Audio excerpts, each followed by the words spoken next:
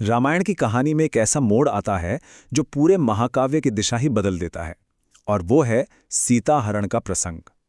ये सिर्फ किसी का अपहरण नहीं था, बल्कि ये छल, धर्म और मर्यादा की एक इतनी उलझी हुई कहानी थी जिसकी एक एक परत आज हम मिलके खोलेंगे। लेकिन सबसे बड़ा सवाल तो यही है ना, कि आखिर एक मामूली सी लकीर, एक रेखा, इतने बड़े विनाश और एक महायुद्ध की वजह कैसे बन गई। चलिए इस कहानी को बिल्कुल शुरुआत से समझते हैं। तो इस पूरी कहानी की जो पहली कड़ी है वो है एक सोने का हिरण, एक ऐसा चमचमाता हुआ स्वर्ण मृग जिसे देखकर कोई भी मोहित हो जाए। लेकिन असल में ये कोई हिरण था ही नहीं। ये था रावण का मामा, राक्षस मारीच, और उसका मकसद साफ था, श्री राम को किसी भी तरह कुटिया से दूर ले जाना। मतलब ये पूरा का पूरा एक जाल बिछाया जा रहा था।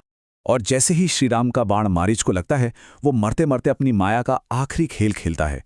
वो हूबहू श्री राम की आवाज में चीखता है, हा लक्ष्मण, हा सीते। सोचिए जरा, ये एक ऐसी आवाज थी जो मीलों दूर कुटिया में बैठी सीता और लक्ष्मण के दिल में डर पैदा करने के लिए काफी थी। और यहीं से कहानी का सारा फोकस लक्ष्मण पर आ जाता है। उनके सामने एक ऐसी स्थिति आ गई थी जिसे धर्म संकट कहते हैं।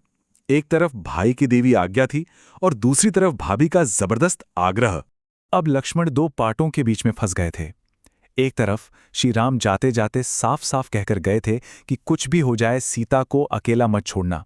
और दूसरी तरफ सीता जी की व्याकुलता थी, उनका आग्रह था कि वो फौरन अपने पति की मदद के लिए जाएं। अब वो करे तो क्या करें।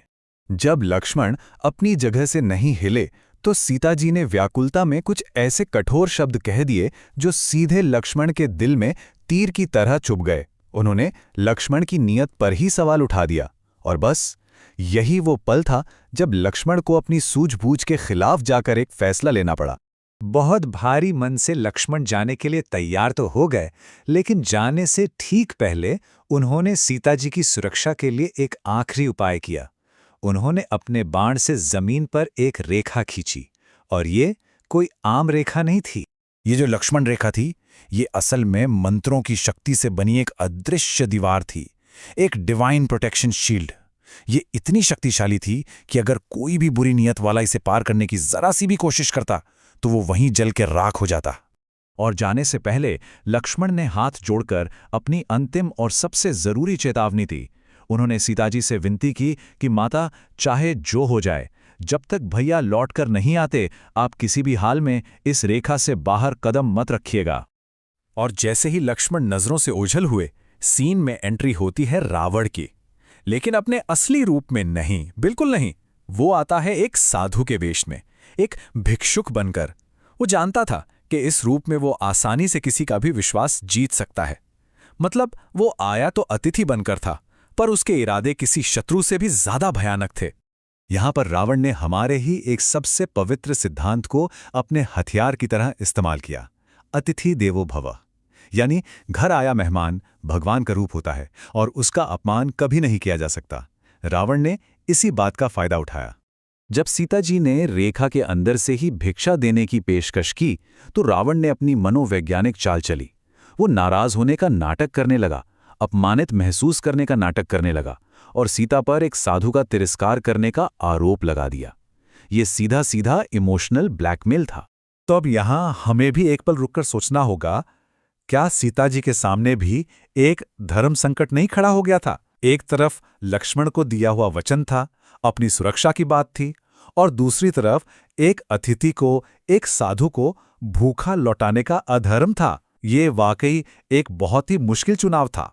और फिर अपने धर्म का पालन करने के दबाव में सीता जी ने वो एक घातक फैसला ले लिया जिसने कहानी का रुख हमेशा हमेशा के लिए बदल दिया। और इसके बाद जो हुआ वो पलक झपकते ही हो गया। जैसे ही सीता जी ने धर्म निभाने के लिए रेखा से बाहर कदम रखा, रावण अपने असली 10 सिर वाले रूप में आ गया। उसने जबरदस्ती सीता जी को पकड़ा और अपने पुष्पक विमान की ओर ले जाने लगा।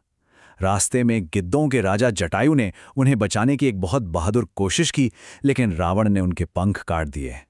कुछ ही पलों में सब कुछ खत्म हो गया था। और जब राम और लक्ष्मण वापस कुटिया लौटे तो उसे खाली देखकर जो सन्नाटा पसरा, उसकी सिर्फ कल्पना की जा सकती है। श्री राम एक पल में समझ गए कि मारीच की वो चीख एक धोखा था, एक बहुत बड़ा छल। तो आखिर में ये लक्ष्मण रेखा का पार होना सिर्फ एक लकीर को लांघना नहीं था। ये असल में धर्म, वचन और मर्यादा की सीमा का टूटना था। और इसी एक घटना ने उस महान युद्ध की नींव रखी जिसे हम सब रामायण के नाम से जानते हैं।